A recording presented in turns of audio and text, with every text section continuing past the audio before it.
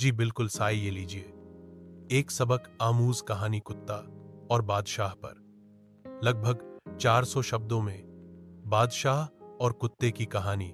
कभी जमाने में एक बादशाह था जो बड़ा घमंडी और खुद पसंद था। वह समझता था कि दुनिया की हर चीज उसी के हुक्म की मोहताज है। अगर दरबार में कोई मामूली सी भी गलती कर देता तो फौरन सख्त सजा देता। उसके महल में एक शिकारी कुत्ता भी था जिसे बादशाह बहुत चाहता था। वह कुत्ता हमेशा बादशाह के साथ शिकार पर जाता और दरबार में भी बादशाह के कदमों के पास बैठा रहता।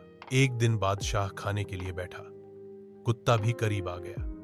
अचानक कुत्ते ने मीठे गोश्त की प्लेट पर झपटा मारा और गोश्त का टुकड़ा खा गया। बादशाह गुस्से में आग बबूला हो गया और सिपाहियों को हुक्म दिया कि इस बेवकूफ जानवर को कैद खाने में डाल दो ताकि उसे पता चले बादशाह का खाना चुराने की सज्जा क्या होती है। सिपाहियों ने हुक्म की तामील की और कुत्ते को कैद खाने में बंद कर दिया गया। अगले दिन बादशाह शिकार पर गया, मगर वहां अचानक जंगल में एक शेर निकल आया।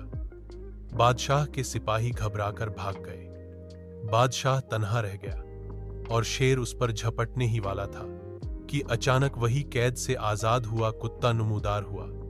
उसने शेर पर हमला करके बादशाह को बचा लिया। शेर भाग गया और बादशाह हैरत में डूब गया। बादशाह ने सिपाहियों से पूछा, यह कुत्ता कैद खाने से कैसे निकला? सिपाहियों ने जवाब दिया, हुजूर, इसने सारी रात कैद खाने में रोते और भौंकते गुजारी। हमें रहम आया तो हमने सोचा कि यह वफादार है, सजा माफ कर दी। बादशाह की आंखों में आंसू आ गए।